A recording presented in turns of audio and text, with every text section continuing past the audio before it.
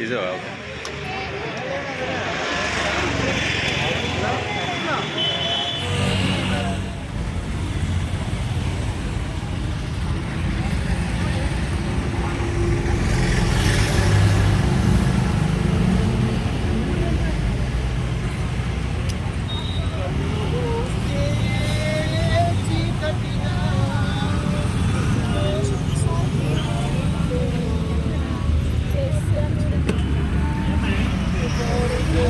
Saint कोडसरा चलनी काम है बोला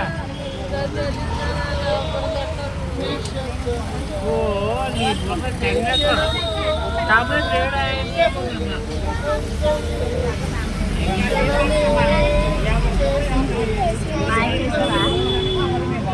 ఓనర్ రానేడు కదా ఫోటో ఆ ఫోటో ये చెప్పాలి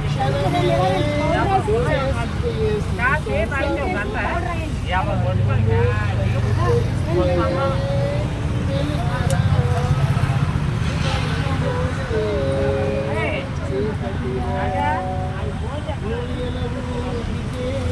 आया चुगलेरा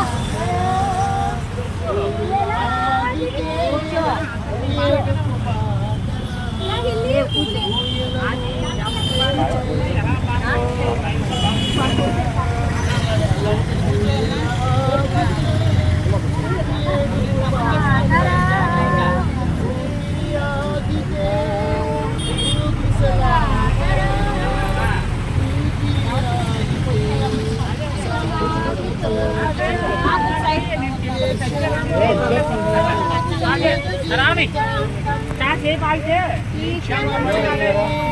ऐसे चाहिए ऐसे नहीं सारी को क्या से भाई में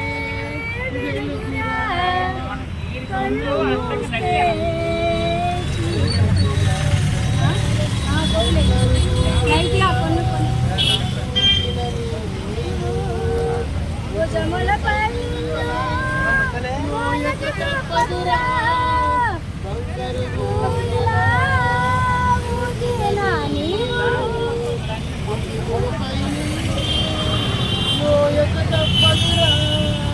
పట్టు పరుపు పైన మట్టి పట్టులో నిన్ను పెట్టక తప్పదురా ఏ క్షణమో తెలియదు జీవితాంతం ఈ క్షణమే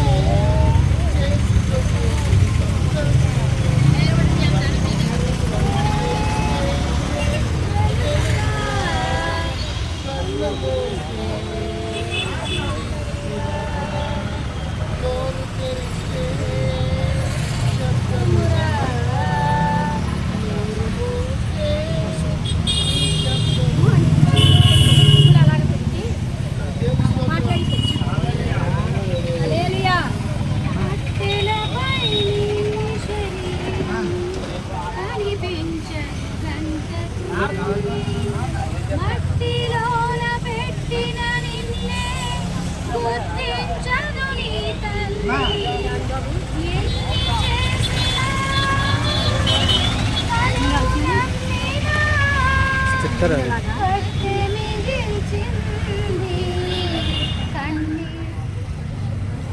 యమ్మ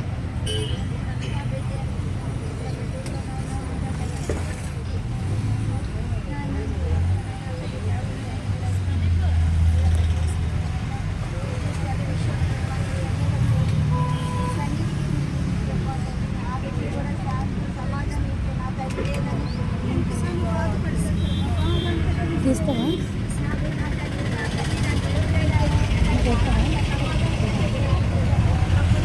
ఫాస్ట్ స్టార్ట్ అయిపోయింది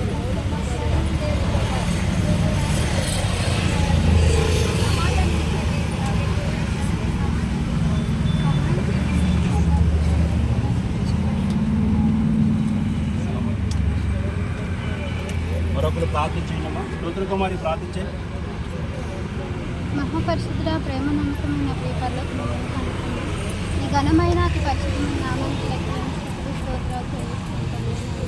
ఇదిగో ప్రభా మమ్మల్ని అందరినీ తండ్రి కుమార్తెను గురించి తండ్రి విశేషం ప్రకారం తండ్రి మమ్మల్ని బలపరిచి ఉన్నారు ప్రభావ. నా బిడ్డ ఈ లోకంలో బ్రతికినన్ని దినాలు కూడా తండ్రి మీరు ఎంతగానో ఆ బిడ్డను కాపాడారు ప్రభావ. ఎన్నోసార్లు లేవనెత్తారు. మరి ఇది నీ చిత్తమై ఉన్నది ప్రభావ. నా తండ్రి ఏదో ఒక దినాన్ని మేము తండ్రి ఈ లోకాన్ని విడిచి వెళ్ళవలసి ఉన్నది ప్రభావ. మాకంటే ముందుగా ఇదిగో తండ్రి మీరు మాత్రం పిలుచుకున్నారు ప్రభావ. వందనాలు అయా తండ్రి. నాన్న జరగాలి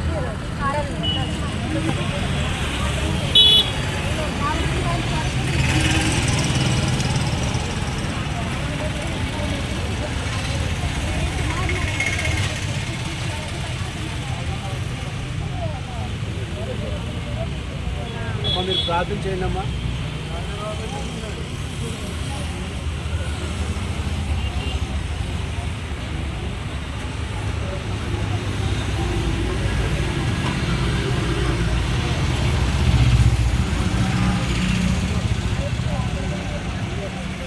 అయ్యా అందరూ రండి, టైము స్టార్ట్ చేసుకున్నాం. లోపల తీసుకోవాలి.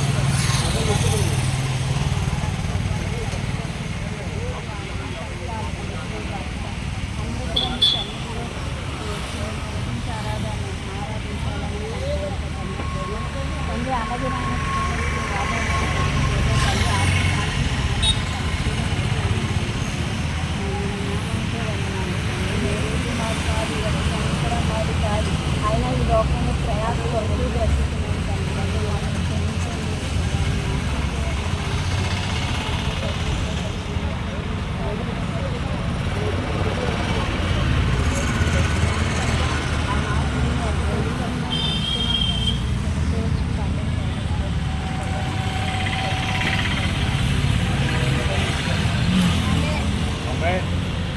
సమయం ముందు లేఖన భాగం మనం జ్ఞాపకం చేసుకుంటాం.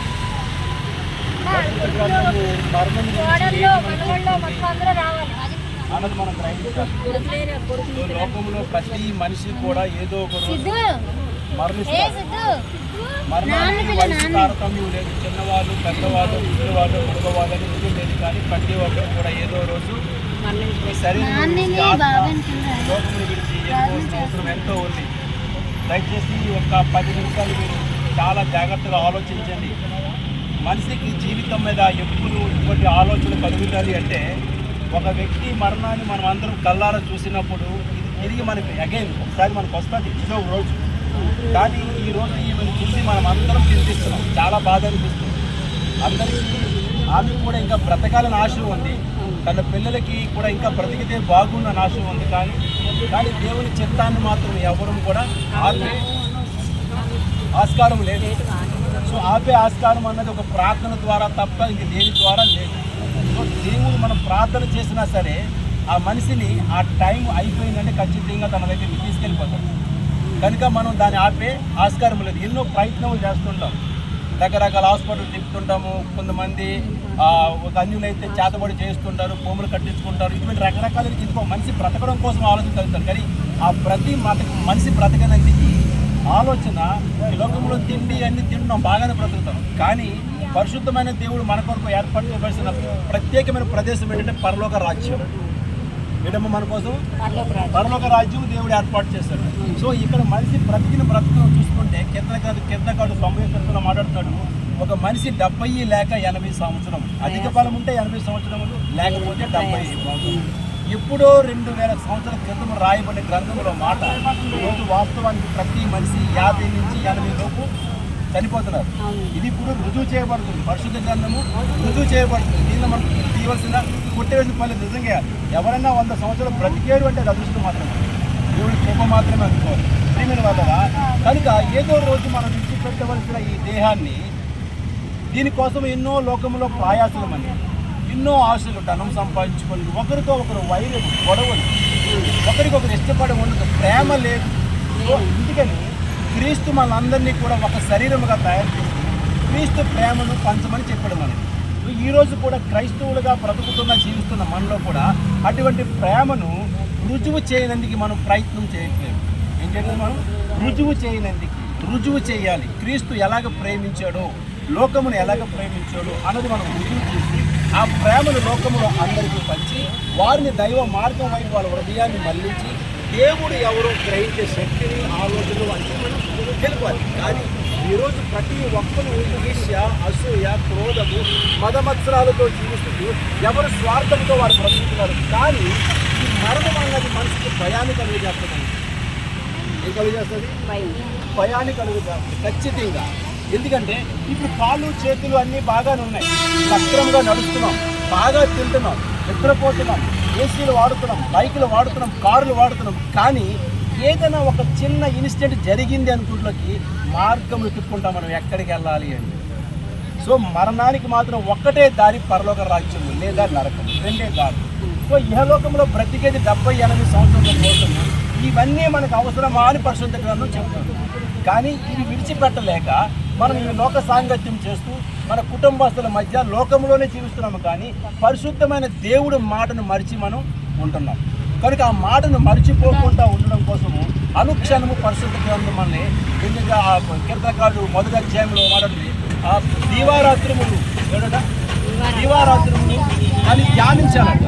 అంటే ఎప్పుడైతే ఇది చదువుతామో, ఎప్పుడైతే వింటామో అవి మన జ్ఞాపకాలు ఉండిపోతాయి. చిన్నప్పుడు ఈ అందరికీ అమ్మ ఎలాగ బ్రతకాలి నేర్పుతుంది, ఎక్కడికి వెళ్ళాలో చెప్తుంది, ఎడమ పక్కన వెళ్ళండిరా, కుడి పక్కకి వెళ్ళకండి చెప్తుంది. అది ఇంతవరకు మనకు జ్ఞాపకం ఉందా లేదా? కానీ ఈ మాటలు మనకి ఎందుకు జ్ఞాపకం ఉంది? కారణం ఏంటి అంటే దీని మీద మనకున్న శ్రద్ధ తక్కువ, దీని మీద మనకున్న ఆలోచన చాలా తక్కువ.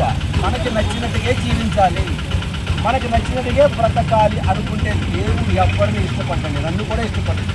దేవుడు ఇష్టపడాలి అంటే దేవుడికి నచ్చినట్టుగా బ్రతకాలి. దేవుడు అన్నవాడు ఎక్కడ ఉన్నాడండి, ఎలాగ ఉన్నాడు అంటాం.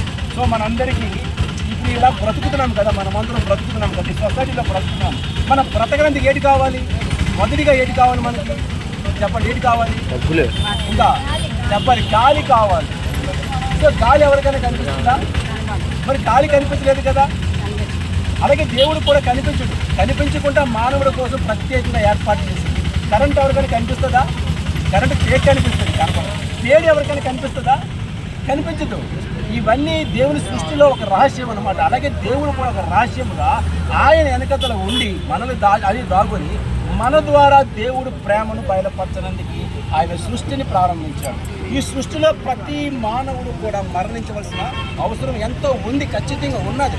ఎందుకంటే ఆదిలో అవ్వ ఆదాములు పాపం చేశారు, వారు పాప జీతమే మరణం. ఎప్పుడైతే మనిషి పాపము చేశాడో ఆ మనిషి ఖచ్చితంగా ఏదో రోజు మరణిస్తాడు. ఒకవేళ నేను పాపము చేయలేదు అనుకోండి, ఎవరైనా సరే తిరిగి వేసిన గోపులో లేస్తారు, చప్పట్లు కొట్టి దేవుడు నేను పాపము చేయలేదంటే చనిపోయి నేను లేకపోతే కూడా తెలుసా, యేసుక్రీస్తు 2వ రాకడ సమయం. యేసుక్రీస్తు సిలువలో మరణించినప్పుడు, ఆయన సిలువలో ఏలాడబడినప్పుడు, తన ప్రాణము ఆఖరి ప్రాణము పోయినప్పుడు సమాధులు ఏమయ్యాడ? తెరవబడ్డాయి. తెరవబడ్డాయి. ఎందుకు తెరవబడ్డాయి అంటే వాళ్ళందరూ పరిశుద్ధులు కాబట్టి. ఈరోజు ఆ పరిశుద్ధంగా మనం జీవించగలిగినప్పుడు ఖచ్చితంగా దేవుణ్ణి మనం చూడగలుగుతాం. ప్రియమైన వాళ్ళ కానీ ఇప్పుడు మాత్రం మనం జ్ఞాపకం చేసుకున్నాం. ప్రసంగి గ్రంథకర్త రాస్తున్న అద్భుతమైన జ్ఞాని, ఈయన ప్రపంచంలోనే కోటీశ్వరుడు. ఆ రోజుల్లో ఇంత జ్ఞాని మాట్లాడుతున్న మాట ప్రసంగి 12వ అధ్యాయం 6వ వచనం ఒకసారి మనం జ్ఞాపకం చేసుకున్నాం. ప్రియమైన వాళ్ళరా, మన్నైనది ఎనుకటి వలె మరలా భూమికి చేరును. మన్నైనది ఎనుకటి వలె మరలా భూమికి చేరును. ఎక్కడికి వెళ్తుందట? ఆత్మ దాని దయచేసిన దేవుని యొద్దకే మరలా పోవును. ఆత్మ ఎక్కడికి వెళ్తుంది? మన్ను ఎక్కడికి వెళ్తుంది? ఇప్పుడు మన శరీరం మన్న. ఒకసారి మీ శరీరాన్ని గట్టిగా ఏమొస్తుంది? స్నానం చేసుకోమండి, రోజుకి 6 సార్లు స్నానం చేసుకోమండి, మట్టే వస్తుంది. ఎందుకు? ఇది మన్ను. ఇది ఎక్కడికి వెళ్ళాలి? ఆత్మ ఎక్కడికి వెళ్ళాలి? మరి దేవుని దగ్గరికి ఆత్మ వెళ్ళాలంటే మనం ఎలా బ్రతకాలి? ఆయన ఇష్టానుసారంగా బ్రతకాలి. ఈరోజు ప్రతి ఒక్కరు నా ఇష్టము అనే జీవంతో బ్రతుకుతున్నారు. నేను చెప్పినట్టుగా చేయాలి అంటారు, కానీ దేవుడు చెప్పినట్టుగా చేయాలి అని మనిషి ఎవరు కూడా ఆలోచించలేదు. ఎందుకని? ఆదాము చేసిన పాపమే ఇప్పుడు మనము చేస్తున్నాం. ఆదాము నడిచిన నడవలోనే మనము నడుస్తున్నాం. దేవుడు చెప్పిన మాటను ఎవరు వ్యతిరేకిస్తారో వారందరూ కూడా కొన్ని భూలోకంలో కష్టాలు, శ్రమలు, బాధలు అనుభవించి తప్పదు. కానీ దేవుడు ఒక్కడ చెప్తున్నాడు, ఒకవేళ నువ్వు మారు మనసు పొందితే, ఒకవేళ నీ హృదయం మార్చబడితే, నీ పాపాన్ని నువ్వు విడిచిపెడితే, నీ వ్యసనాలను విడిచిపెడితే, నువ్వు దేవుణ్ణి మనపూర్వకంగా కోరుకుని నువ్వు ప్రాణం విడిస్తే పరలోక రాజ్యంలో ఖచ్చితంగా ఉంటుంది. ఎందుకు ఈ మాట మనం చెప్పగలమంటే, సిలువలో వేలాడబడిన 2 దొంగలు, 2 దొంగలు, అందులో ఒకడు మంచివాడు, ఒకడు చెడ్డవాడు ఎందుకయ్యాడు? ఎందుకంటే దేవుడు ప్రేమను గ్రహించగలిగాడు కాబట్టి, దేవుడు చిత్తాన్ని ఆలోచించాడు కాబట్టి, ఒక మనిషి మన కొరకు వచ్చి ప్రాణం పెట్టిన దేవుడు అని చెప్పాడు కాబట్టి ఆ రెండో వ్యక్తి పరలోక రాజ్యంలో స్థానం సంపాదించుకున్నాడు. మరి మొదటివాడు తన జీవితం కొనసాగిస్తున్నాడు, మనం ఇలాగే ఉంటే బెటర్ అంటున్నాడు, కనుకనే శిక్ష అనుభవించాడు. ప్రియమైన వారులారా, మన్ను అనేది ఖచ్చితంగా ఎక్కడికి వెళ్తుందట? మట్టిలోకే వెళ్తుంది. ఆత్మ ఎక్కడికి వెళ్ళాలి? మన పిల్లలు ఇక్కడ ఇల్లించి స్కూల్కి వెళ్ళారు, మళ్ళీ అది ఎక్కడ రావాలి? ఇప్పుడు మనము దేవుడిచ్చిన ఆత్మ మంది కాదండి, మంది మంది అని ఫీల్ అవుతాం. నాది నాది అంటూ ఒక పాట ఉంది కదా, చక్కని పాట ఉంటుంది. ఈ లోకంలో ఏది మంది కాదు, కానీ మందని ఫీల్ అవుతుందా అంటే ఇదంతా ఎవరితో సృష్టి అంతా దేవుడు. ఇప్పుడు ఇల్లు ఎంతో ఎంత అద్భుతంగా ఈ అపార్ట్మెంట్ కట్టాడు అతను. ఈ అపార్ట్మెంట్ ఎంతకాలం చూసుకుంటాడు, మీరు కాపలా కాస్తాడు? తన జీవం ఉన్నంత వరకు, తర్వాత దాన్ని ఎవడో అనుభవిస్తాడు. ఇలా ఈ లోకంలో ప్రతి ఒక్కడు కూడా ఇదే ఆశతో బ్రతికి లాస్ట్కి కుటుంబాల్లో విభేదాలు, భేదాలు, ప్రేమను కోల్పోయి జీవిస్తున్నారు. ప్రియమైన వల్ల ఆ ప్రేమను పంచుతూ మనం క్రైస్తవులుగా జీవిస్తూ క్రీస్తు ప్రేమను ప్రకటించే బాధ్యత భారం మనలో తెచ్చాడు. దాన్ని గట్టిగా పట్టుకొని ఉండండి. హల్లెలూయా. ఒంటి మీద ఉన్న వస్తువులు దాన్ని పట్టుకోవడం ఎక్కడ? మీ హృదయంలో దేవుని వాక్యాన్ని భద్రపరుచుకుంటే ప్రతి క్షణము ఒక క్రీస్తులాగా మనం బ్రతకగలుగుతాము, క్రీస్తు ప్రేమను చూపగలుగుతాము. మన్నది ఎప్పటికైనా మట్టిలోకి పోతాయా? ఇది నేను ఎక్కడి తెచ్చుకున్నాను? సహోదరి ఎక్కడి నుంచో తన స్నేహితురాలు, మంచి స్నేహితురాలు ఉంది, మంచి వస్త్రములు కొనుక్కుంది, చాలా బాగున్నాయి, ఇద్దరు ఒకే సైజు, ఒకే ఈక్వల్ డ్రెస్, సేమ్ కొలతలు. అంటుందట, నేను ఈరోజు బయటికి వెళ్తాను, నాకు డ్రెస్ ఇవ్వాలని అడిగిందట. అడిగితే ఆ సహోదరి అంటే ప్రేమతో ఆ డ్రెస్ ఇచ్చింది, ఇది వేసుకొని ధరించింది. దీని మీద దీనికి ఎంత రెస్పాన్సిబిలిటీ ఉంటుందో తెలుసండి. ఎందుకో తెలుసా? ఇది పాడైన, చిరిగిన, కన్నం పడిన స్నేహితురాలు ఏమంటది? ఇది ఎవరిది? ఎరువు. ఎరువు ఎవరిది? ఇది ఎరువు, మంద కాదు. ఎరువు తెచ్చుకున్న దేవుని ఆత్మను, దేవుడు ఆత్మ మనకి ఎరువుగా ఇచ్చి భూలోకంలో స్వేచ్ఛగా బ్రతికి సంతోషముగా ఉండి నా మాట ప్రకారంగా జీవించండి అన్నాడు. ఒక స్నేహితురాల దగ్గర తెచ్చుకున్న వస్త్రములు భద్రంగా ఇవ్వగలుగుతున్నావు, కానీ ప్రియమైన వారులారా, దేవుడు ఇచ్చిన ఆత్మను దేవుని దగ్గర భద్రముగా ఎందుకు పంపించలేకపోతున్నాం? ఎందుకని? స్వార్థము. ఈ స్వార్థముతో మనిషి జీవించడం వల్లే ఈ యొక్క ఎరువు తెచ్చుకున్న ఆత్మ దేవుని దగ్గరికి చేరలేకపోతుంది. మరి ఎక్కడికి చేరుతుందండి? దేవుని స్తోత్రాలు. హల్లెలూయా. దారి ఏమీ లేదు. చూడండి, లోకంలో ప్రతిదీ రెండే, ఆడ మగ, ఏమా కుడి ఎడమ, ఓకేనా? జీవము, నరకం, నరకం, మరణము, పరలోకరాజ్యము, నరకం, ఓకేనా? రెండే, ఇంక వేరే ఉండవు. వేరే ఉందని పర్లేదు, ఈ కైలాసగిరి కాకపోతే జూపాడికి వెళ్ళిపోతావు, జూపాడికి కాకపోతే ఎక్కడికి వెళ్ళి అరకు వెళ్ళిపోతావు అన్నది కాదది. రెండే రెండు దారులు. నువ్వు ప్రయాణించే దారి ఏదైతే మంచి దారో అది మాత్రమే నిన్ను స్వర్గానికి తీసుకెళ్తాను. సో ఇందులో ఏ కుల మత భేదం లేదండి. మనిషి ఏ జీవితంలో ఎలాగ బ్రతికినా సరే సొసైటీకి, తన కుటుంబానికి ఉపయోగపడిన వాడు మాత్రం మానవ జన్మ ఇచ్చిన వాడిని నేను నమ్ముకోవచ్చు. అది దేవుని ప్రేమ పంచుకోవడం. నా కోసం బ్రతుకుతాను, నా పిల్లల కోసం బ్రతుకుతాను అన్నవాడు కూడా ఎవరు మనిషే కాదండి. బతకొచ్చు, అది బాధ్యత. కానీ మనలాగే అటువంటి వారిని వాళ్ళ ఆదరణ, ప్రేమను మనకు అందరికీ చూపించవలసిన బాధ్యత దేవునికి వందనాలు. రెండో మాట చూస్తున్నాం చూడండి, 9వ అధ్యాయం 12వ వచనం. 9వ అధ్యాయం 12వ వచనం అమ్మా. ప్రసంగి వచ్చింది, ప్రసంగి 9:12. ఇప్పుడు అక్క గట్టి చెప్పక్క, గట్టిగా చెప్పు. నరులు ఎరుగరు, నరులు ఎరుగరు. చేపలు బాధకరమైనవి, వలయందు చిక్కబడినట్లు. ఎక్కడమ్మా? పిట్టల వలలో పట్టబడినట్లు. అశుభకాలము హఠాత్తుగా మీకు చేటు కలిగినప్పుడు మరణానికి భేదం లేదు, చిన్న పెద్ద తారతమ్యం లేదు. ఎప్పుడు వస్తుందో అనేది ఎవరికి తెలియదు. తెలుసా అండి? మన పెద్దలు ఇంటికి వచ్చినంత వరకు మనకి నమ్మకం లేదు, మనమే బయటికి వెళ్ళి ఇంటికి వచ్చినంత వరకు మనకి నమ్మకం లేదు. ఈ రోడ్డు అవతల దాడుతున్నాం. సో నిన్న నాకు జరిగిన ఇన్సిడెంట్ ఏంటంటే, ఈ రోడ్డు అవతల దాడుతున్నా ఒక బైక్ కూడా స్పీడ్గా వచ్చి గుద్దేపోయాడు. నేను సడన్గా బ్రేక్ వేస్తే బతికి బయటపడ్డాను. కారణం నాది కాదు, ఆయన బతికిన ఇంకా కావాలి. నేను కూడా బతికేసాను రా, బ్రేక్ వేసిన ఫీల్ అవుతాను అనుకున్నారా? కాదు, నేను ఇంకా దేవునికి కావాలి. ఈరోజు మనం పాపపు ఊపిలో బ్రతుకుతున్నా సరే ఇంకా జీవముతో ఉన్నాము అంటే కారణం ఏంటంటే మనము దేవునికి అవసరమై ఉన్నాం. ఎవరికట? మన నుంచి దేవునికి అవసరం దేవుడు మంచి పని చేయించాలని ఆశ కలిగి ఉన్నాడు.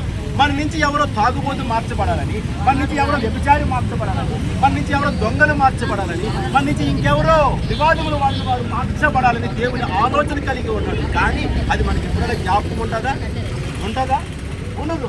ఎందుకంటే ఈ లోకంలో ఉన్నాం. మనం ఎక్కడున్నామట? లోకంలో ఉన్నాం. లోకంలో ఎదుటి వారిని చూస్తున్నాం కానీ మంచిని చూడట్లేదండి. ఎదుటి వారిని చూస్తున్నాం కానీ మంచి ఆలోచించట్లేదండి. సో దేవుడు చెప్పిన మాటలు ఇక్కడే మనం మర్చిపోతాం. దేవుని దర్శనం 6వ అధ్యాయంలో ఇక్కడ చదవదు, ఇంటికి వెళ్ళి చదువుకోండి. దేవుని వాక్యం అట్ట ఎప్పుడు కూడా హృదయంలో ఉండాలి, హృదయంలో ఫలించాలి. మీకు ఒకటి చెప్పడా, ధనం ఎక్కడుండినో మనసు అక్కడే ఉండును. చెప్పండి. ఇప్పుడు మీ మెల్ల తాడు ఉంది, ఎవరైనా ఏమో మెల్ల వేసుకోలేదంటే గబుకుని చూసుకుంటారు. ఒక బంగారం వస్తువు ఉంది, గబుకుని చూసుకుంటారు. ఉంగరం లేదంటే గబుకుని చూసుకుంటారు. మన మనసు ఎక్కడుంది? బంగారం మీద, వస్తువుల మీద ఉంది. అలాగే మన మనసు ఆటల మీద కాదు ఉంచవలసింది, దేవుని మీద ఉంచాలి. హల్లెలూయా. ఏది శాశ్వతం కాదు కదా. శాశ్వతమా? నేను సంపాదించాను, బోళ్ళు బంగారం సంపాదించాను, ఇది నాది అని ఫీల్ అయ్యాను. ఒకరోజు నీది కాదని దేవుడు చెప్పాడు, కానీ చచ్చిపోలేదు. కానీ చిన్న టెస్టింగ్ అనమాట, చిన్న ఆప్షన్ ఇచ్చాడు. నువ్వు ఈసారి బాగుంటే బాగుండు, పోతే పోవాలి. అయిన తర్వాత కూడా నేను మరణానికి 2 సార్లు ప్రయత్నం చేశాను, చచ్చిపోతాను. దేవుడు నిన్ను చావలేడు. నువ్వు ఎంత స్వేచ్ఛగా బ్రతికావో అన్ని కష్టాలు పెట్టి నేను లాక్కొస్తాను చెప్పాను. అలాగే దేవుడు లాక్కొచ్చాడు. ప్రియమైన వారు కదా, కనుక తేడా లేదు, తారతమ్యం లేదు, కులమతాలు లేదు. ప్రతి ఒక్కడు కూడా ఏదో రోజు మరణించాలి. ఇంకోటి, మరణంలో గొప్ప సత్యం చెప్పాలి. మరణించిన వారిని చూస్తున్నప్పుడు ఎవరైనా తీసుకెళ్తున్నప్పుడు ఈ షాప్లో కూర్చున్న వారు లేచి నిల్చుంటారు. ఎందుకని? కారణం ఏంటి? మరణించిన వారు ఎవరితో సమానం? కూర్చొని చెమటొప్పుకొని దూరంగా ఉండి స్నానాలు చేసి ఇన్ని భేదాలు కలిగి ఉన్నాము, అంతేనా? కానీ దేవునితో సమానం అంటాం. కానీ మరణించిన వాడిని చూసి మళ్ళీ ఎందుకు క్రియ చేస్తున్నాం? అవును కదా. చాలా మంది అన్ని దండాలు పెడతారండి. వాళ్ళ దగ్గరికి వెళ్ళి కాదని దండం పెట్టి నమస్కారం పెట్టి వస్తుంది తల్లి. ఇది తక్కువ కాలం మా దగ్గరికి వచ్చింది, కానీ ఎక్కువ ప్రేమను పొందుకున్నాను. ఆమె ఈరోజు మేము మర్చిపోలేకపోతున్నాం. అనుదినము రాత్రి 12-1 గంటలు కూడా ప్రార్థన చేస్తున్నాం. కానీ దేవుని చిత్తానికి అప్పచెప్పి మేమైతే ప్రార్థన చేయగలం, కానీ బ్రతికించడం మన వల్ల కాదమ్మా. ప్రార్థన చేయగలం. అయ్యా ఈ బడ్డీ నీకు సాక్షిగా బ్రతకాలి. ఏమో ఈమె దేవుడికి కావాలేమో, అంతే కదా. దేవునికి కావాలేమో. మనం ఒక ఫోటో మీద కొన్ని పువ్వులు పెడతాం. ఆ పువ్వులు పెట్టిన తర్వాత కొన్ని రాలిపోతాయి, కొన్ని మిగిలిపోతాయి. కొన్ని మిగిలిపోయిన దేవునికి కావాలా, రాలిపోయినవి అవసరం లేదు. ఈ మనిషి ఇప్పుడు ఎవరి దగ్గరికి వెళ్ళింది? అది ఈ చెడుల లోకముని విడిచిపెట్టి దేవుని దగ్గరికి వెళ్ళిపోయింది. దేవుడు కోరుకున్నాడు ఈ పువ్వుని. హల్లెలూయా. ఇంకో మాట చూసుకొని చూడండి, కీర్తన గ్రంథము 89వ అధ్యాయము 48వ వచనం. మరణము చూడక బ్రతుకు నరుడు ఎవరు? పాతాళం యొక్క వశము కాకుండా. ఇది ఛాలెంజ్. కీర్తనకారుడు మాట్లాడుతున్న ఎవడు ఈ మరణాన్ని తప్పించుకోగలవాడు? ఎవడు? పాతాళంకి వెళ్ళకుండా తప్పించుకోగలడు ఎవడు? ఉన్నాం మనమే. దేవుడు శక్తిని మనకి ఇచ్చాడండి. తప్పించుకోలేమో పాతాళాన్ని? మీరు చెప్పండి, తప్పించుకోలేమో? ఎవరైనా హ్యాపీగా తప్పించుకోవచ్చు. ఎప్పుడు తప్పించుకోగలం? ఈ పాతాళ లోకము నుంచి ఎప్పుడు తప్పించుకోగలం చెప్పండి? 6:47 లోక సువార్త అంటే, ఎవరైతే దేవుని మాట వింటారో వారు ధన్యులు, వారు ప్రతి సమస్య నుంచి విడుదల పొందుతారు, మరణం నుంచి వారు తప్పించుకుంటారు. ఖచ్చితంగా దేవుడు మాట విన్నవాడే మరణానికి తప్పించుకొని, పాతాలను తప్పించుకొని సమర్థుడు. మరణాన్ని అయితే ఎవరు ఆపరు, దేవుడు నిర్ణయించింది. ఎవరైనా ఒకరు పెన్నములు చచ్చిపోతారు, ఒకరు కొద్దిగా ఎదిగిన చచ్చిపోతారు, మరొకరు కొద్దిగా లేత వయసు చచ్చిపోతారు, మరొకరు ముసలింత చచ్చిపోతారు. ఇంకా కొంచెం చూద్దాం 120 సంవత్సరాలు ఇంకా బతికిసావా అంటాము. ఏమంటా? ఇంకా బతికిసావా? మా వెనకలు అందరూ పోయారు కానీ నువ్వు మాత్రం బాగా ఉన్నావు అంటావు. దేవుడు ఇచ్చాడు ఆయుష్, ఆరోగ్యము. ప్రియమైన వారా, చూసుకుందాము. ఈ కనుక ప్రతి ఒక్కరూ ఆలోచించుకోండి. ఈరోజు ఈ ఆలోచన మనకి ఈ మరణము భయాన్ని పుట్టించాలి మనకి. అందుకే సొలొమోను మహారాజు అన్నాడు, మరణం గురించి ఎవరు యోచన చేయరట, ఎవరు ఆలోచించరట. ఒకవేళ మరణం గురించి ఎవరైనా ఆలోచన చేస్తే పాపము చెందికి ఎవడు ఇష్టపడ్డట. హల్లెలూయా. మరణం ఎవరైనా ఆలోచన చేస్తే దొంగతనం చెందికి ఇష్టపడ్డట. మరణం గురించి ఎవరైనా ఆలోచన చేస్తే ఏదైనా హత్యలు చెందికి ఇష్టపడ్డట. కనుక ఈ ఘోరమైన మరణం కాదు, అమ్మ మంచి మరణం అండి, మంచి మరణం. ఒక మాట రాయబడింది మంచి మరణం గురించి చూడండి. ప్రసంగి 6:7 రాయబడింది. మాట్లాడమ్మా, ఈమెది మంచి మరణం. నేను అంటున్నాను, ఈమెది మంచి మరణం. సుగంధ తైలము కంటే మంచి పేరు సుగంధ తైలము కంటే మంచి పేరును మేలు. ఒకని జన్మదినము కంటే మరణ దినము. ఇక్కడ మంచి దినము మరణ దినము ఎందుకు మంచి దినము అని రాయబడిందంటే, ఒకడట 100 మంది పిల్లలకి అన్నాడట. ఎంతమందినమ్మా? 100 మంది పిల్లలకి అన్నాడట. 100 మంది పిల్లలకి అనేవాడు తగు రీతిగా మరణం చెందలేదు. తన ముఖం కనిపించలేదు, కళ్ళు కనిపించలేదు, చెప్పండి, అవయవాలు ఏమీ కనిపించలేదు. మరి దుర్మరణమే కదా. మరి నాకు తండ్రి ఇలా కూడా ఎలా చెప్పగలం? చెప్పలేము. కానీ అన్నాడు పడిపోయిన పిండము గతి మేలు అట. హల్లెలూయా. 100 మంది పిల్లలు కన్నవాడు సుఖరీతిలో లేకపోతే అందరి మధ్య తరగపోతే వాడి గతి కంటే పడిపోయిన పిండము గతి మేలు. ఒకడు 100 మంది పిల్లలు కని దీర్ఘాయుష్మంతుడై చిరకాలము జీవించి అతడు సుఖ అనుభవమును ఎరగకయు ఇప్పుడు సుఖపడలేదట. నుండిని ఎడల వాని గతి కంటే మరణించింది. దైవదాసుల మధ్య మరణించింది. ప్రతి ఒక్కరు ఎవరు ఎరిగిన వారందరూ వచ్చారు. ధనిరాలా కాదా? ధనిరాలే. ఈమె చేసుకున్న పుణ్యఫలం, ఈమె చేసిన ప్రార్థన, ఈమె దేవుని పక్షాన్ని ఉండి అందరి మధ్యన చక్కని మరణం ఇచ్చాడు. కనుక ఈమె అందరూ కూడా ఎలాగదా వివాహం చేసిన పెళ్లి కొడుకుని ఎలాగ మనం ముస్తాబు చేసి చేయబెడతామో అలాగే చేయబెడుతున్నాం. మేము ఎక్కడికి? దేవుని యొక్క శరీరాన్ని మనుల కలపడానికి ఆత్మల దేవుడి అప్పుడు కొడుకుపోయింది. హల్లెలూయా. ఈమె వల్ల ప్రతి ఒక్కరు గమనించుకోండి. దేవుడి శక్తి చాలా గొప్పది.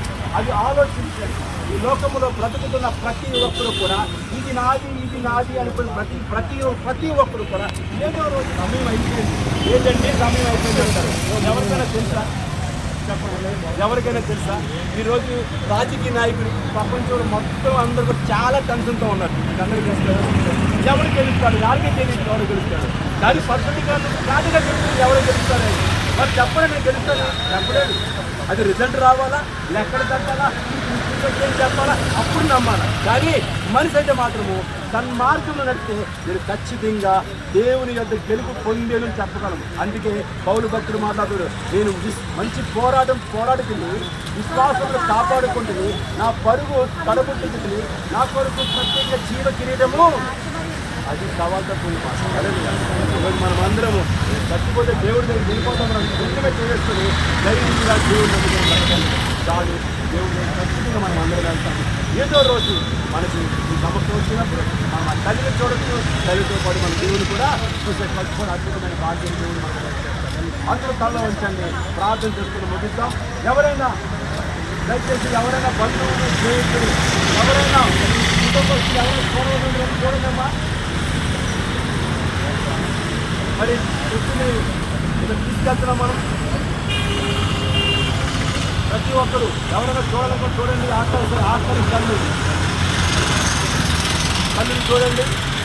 ఎవరైనా జ్ఞాపకం ఆడుకోండి జాగ్రత్తగా.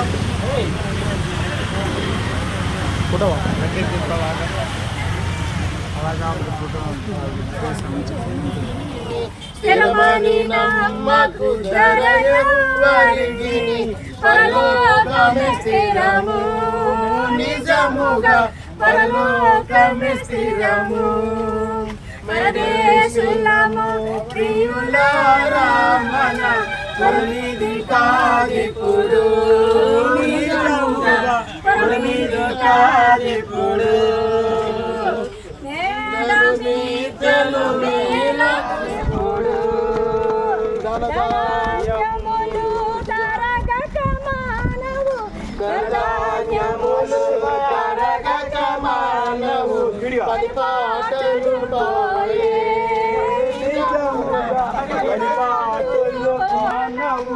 ధనధాన్యములు తరగక మానవు పరలోటులు పోనే, నిజముగా పరిపాటులు.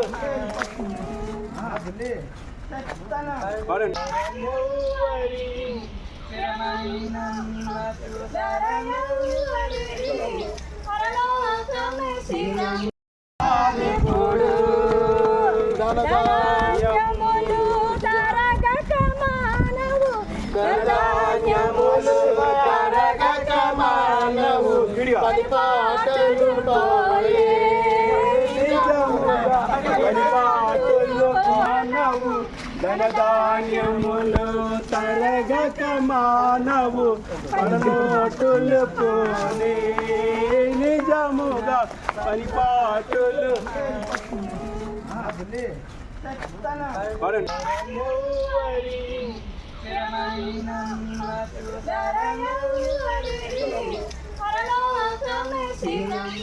ఇలా పెట్టండి.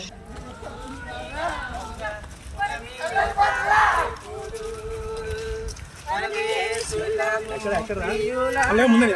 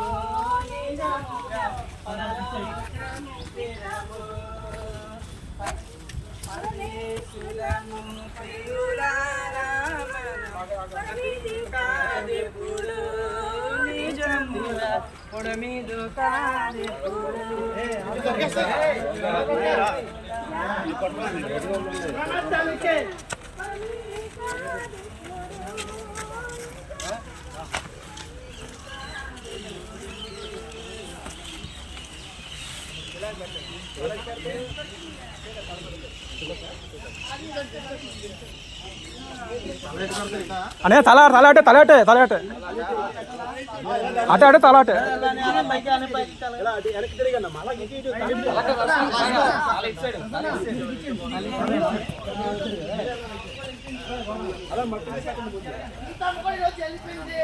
రాజా వచ్చాను రాజా కానీ స్వామి కానీ దేవుడు వాత్సల్యం కలవాడు.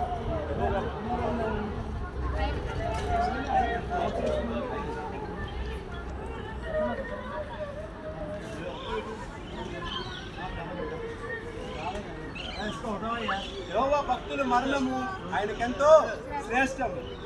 దేవుడైన బిడ్డలు భక్తులు ఎవరైనా సరే దేవుడికి చాలా ఇష్టం. కాబట్టి ప్రతి ఒక్కరు దేవుడికి ఇష్టంగా జీవించండి.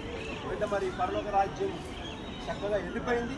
అది శరీరం బట్టి మనం మంటలో కలుపుకోవడానికి ప్రయత్నం చేస్తున్నాం. ఓకేనమ్మా? మరి దించండి, తల్లిదండ్రులు దించండి, ప్రార్థన చేద్దాం. ప్రార్థన చేద్దాం. అప్పుడు అందరూ చేతులతో బట్టి పడుకోండి.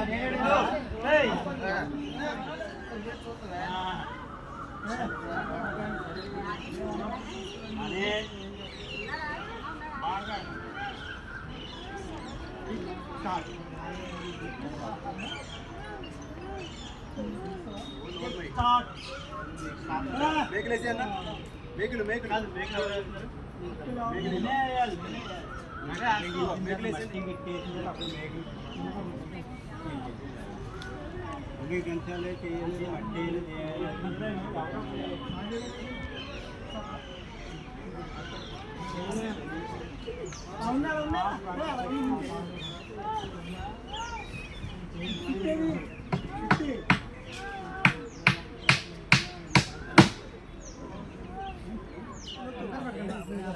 ఆయన చెప్తున్నాను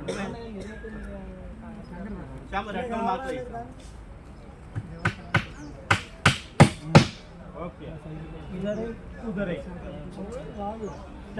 चार डालो बस गाड़ी बस हो गया था उधर एक हो गया ना अभी छह बाकी इधर एक उधर एक और में మాయా అక్కడ లేపెట్టుకుని పెట్టుకుని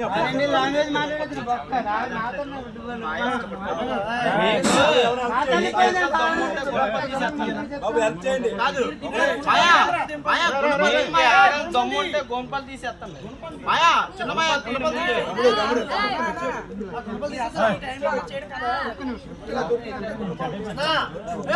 సరే తీయండి.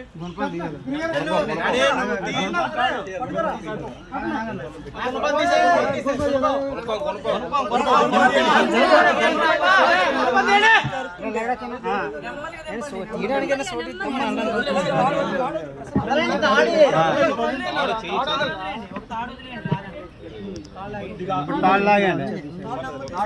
అందరూ చేత పట్టు పట్టుకోండమ్మా. ఏకండి ఏకండి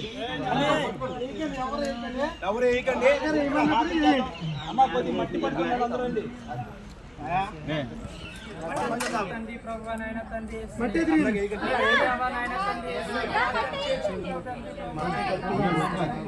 అమ్మా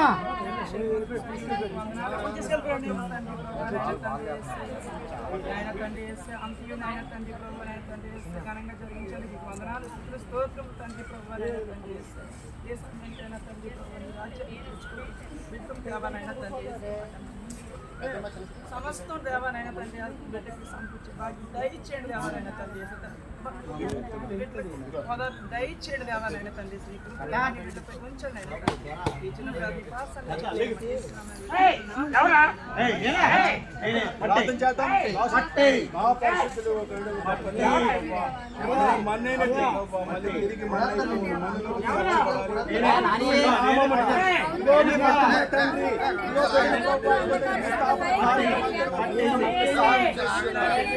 ఆత్మని మీ దగ్గర చేర్చుకొని